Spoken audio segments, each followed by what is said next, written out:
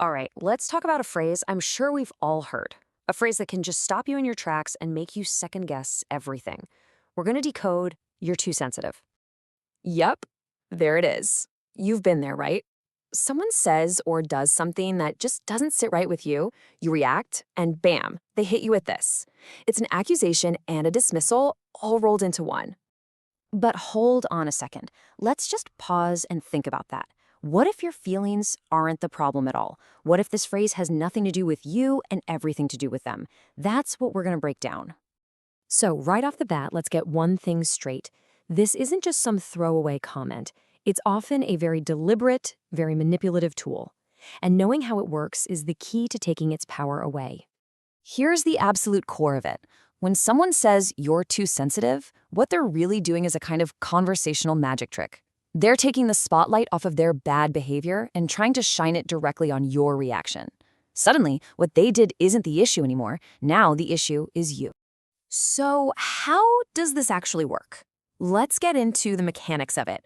We're going to look at the central trick, the core manipulation, and I promise, once you see how it's done, you'll spot it everywhere. This really lays it all out, doesn't it? A normal, healthy conversation would be about what's on the left, the action itself. Was it cool? Was it out of line? But the manipulator is a pro at dragging the conversation over to the right. They completely change the subject from what I did to why you're reacting like that. They just reset the rules of the entire discussion. And that's the whole game. It's one giant dodge. By making your feelings the problem, they never, ever have to talk about or take responsibility for their own actions. It's the ultimate get-out-of-jail-free card. And this whole thing isn't just a one-off tactic. Nope. It follows a very predictable script. A playbook, really. Let's walk through the steps of how this blame game is played. Just look at this sequence. It's wild. It starts with them doing something. Then you have a totally natural reaction. But then comes step 3, the pivot. They accuse you. And that immediately forces you into step 4, defending yourself. And what's the end result? Step 5. You end up apologizing for having a feeling about something they did. It's a perfect, maddening trap. And they pull this off with a few classic lines. They'll downplay it, right? It was just a joke. What's the big deal? They'll invent some imaginary, normal person who would have been totally fine with what they did. And all of this is designed to trap you into defending your own sanity, so you completely forget to talk about what they did in the first place. You know, when this happens over and over and over again, it's not just a communication quirk.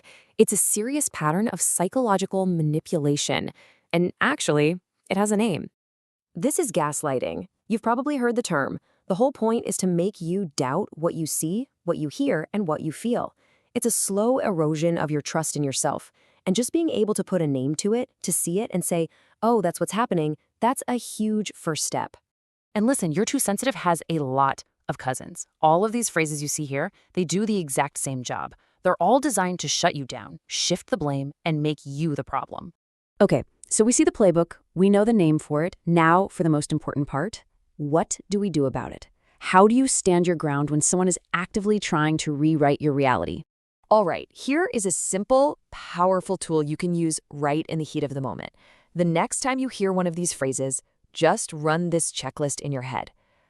Are they talking about what they did at all? Are they taking even a tiny bit of responsibility? Or is this whole conversation suddenly a trial about whether your feelings are valid? If it's the last one, you know exactly what's going on. And this is what you need to remember, okay? Your feelings, that discomfort, that anger, that hurt, it's not a bug. It's a feature. It's a signal. It is your internal alarm system screaming that something is wrong. It is not a flaw in your character to feel disrespected when you've been disrespected. That feeling is just data. It's information. And you need to start trusting that data. And here it is. This is the big one.